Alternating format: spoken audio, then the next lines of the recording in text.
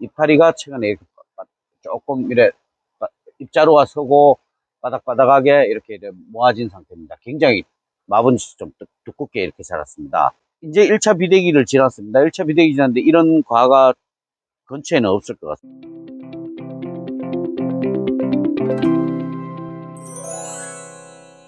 안녕하세요. 저는 경북 김천에서 샤인 농사를 짓고 있는 김성환입니다. 이 포장은 제가 잘 아는 형님 밭인데, 처음에 1월 초에 가온을 할 때는 제가 많이 도와줘서 제가 직접 농사를 짓고 한 2개월 동안 잎관리, 신초 발할 때까지는 되게 잘 관리를 하고 했는데, 형님이 직접 농사를 지으면서 잎관리가 안 돼가지고 굉장히 큽니다. 호박잎만하게. 최근에 제가 다시 그 오복이라는 제품을 좀 연면 시비를 일주일에 한 번씩 하라고 이렇게 하니, 이파리가 최근에 조금 이래 입자루가 서고 바닥바닥하게 이렇게 모아진 상태입니다. 굉장히 마분치 좀 두껍게 이렇게 자랐습니다. 이제 1차 비대기를 지났습니다. 1차 비대기 지났는데 이런 과가 근처에는 없을 것 같습니다. 굉장히 크고요. 아직 연하기가 안 왔거든요. 아직 딱딱한 상태입니다. 제가 다른 것보다 이 잎이 굉장히 큰데 이 오복이를 치면 효과가 있을까 이런 생각을 굉장히 많이 하면서 이 형님한테 추천을 해줬는데, 자루가 이렇게 서는 걸 보고 저도 되게 신기했고요. 잎이 큰데도 이 강압작용을 굉장히 잘 하더라고요. 그리고 최근에 와서 이렇게 과도 많이 커졌고 많은 혜택을 본 거죠. 오복이 때문에. 이 밭은. 예. 오늘이 그 23년도 5월 29일입니다. 그 태풍 2호가 그 감을 직격하고 지금 올라온다 하면서 그 영향인가 지금 비가 3일째 오고 있습니다. 잎을 보면 비 오는 날에도 이렇게 굉장하게 이렇게 좀 크지만은 이렇게 빳빳해 있었습니다. 한번 보십시오. 예. 잎 두께가 굉장합니다. 예. 가도 굉장히 좋죠. 예. 수확 시점에도 이 정도 과가 나오기는 힘들 것입니다. 오복의 영향을 받았는가 굉장히 좋습니다. 예. 잎은 크지만은 지금도 보면 이런 바람이 싹 불어오잖아요. 저희들 같은 경우에는 저 습도 관리 때문에 비 오는 날도 저 같은 경우에 연문을 열고 이렇게 농사를 지으라고 여러 번 말씀을 드렸는데 바람이 굉장히 시원하게 불어옵니다. 그리고 이렇게 잎들이 처지질 안 하고 빳빳하게 서니까 통풍도 되게 잘 되고요.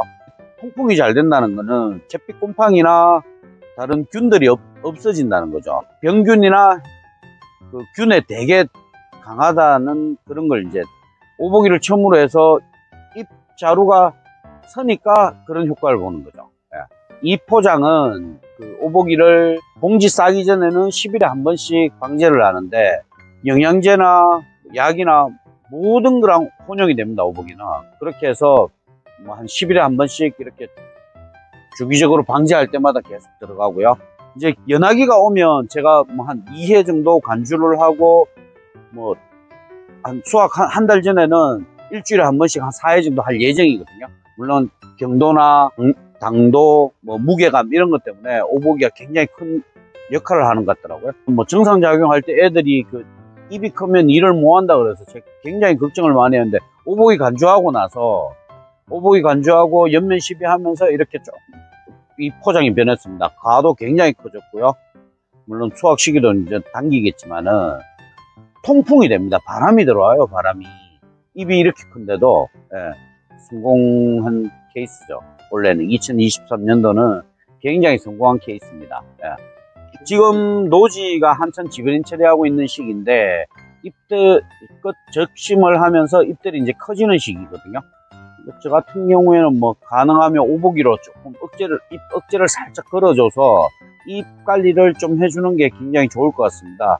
잎이 너무 크지만은 오복이 효과를 굉장히 많이 보고 있는, 꽃이 한 3일, 꽃이 지고 보통 하루 이틀 만에 하는데 저 같은 경우는 한 3일 만에 1차 수정을 했는데 그때까지도 괜찮았습니다. 전체 기간은 한 일주일 걸렸는데 꽃이 펴서 이게 짜날이 흐르는데 그 오복이 연면 시비하고 나서는 이 짜날 자체들이 좀 길게 갔습니다. 예.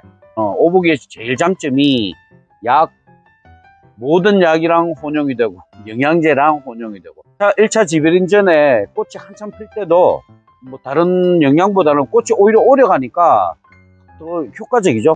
농민들한테 플러스 되는 그런 제품입니다.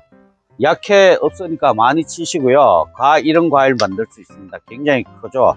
여기는 더 크리는 과일입니다. 길쭉길쭉하죠. 블랙 사파이어처럼 길쭉길쭉한데 이런 건 조금 늦게 했고요. 이렇게 크게 했는 일찍 했는 과일들은 이렇게 과일이 큽니다. 굉장히 예쁘죠.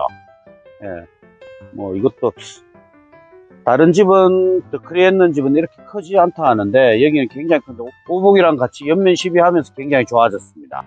예쁘죠. 과일이 하늘하늘하고 이게 숙기가 굉장히 빠르고 껍질도 얇고 이렇게 해서 요건 소매하려고 형님께서 요 한 줄만 풀매트 칠했습니다.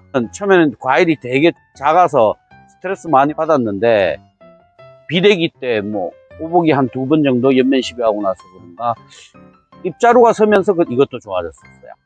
그때가 입이 커가지고 스트레스 되게 많이 받았는데 과일도 안 크고 입자루가 서면서 강압작용하면서 얘네들도 같이 커진 것 같더라고요.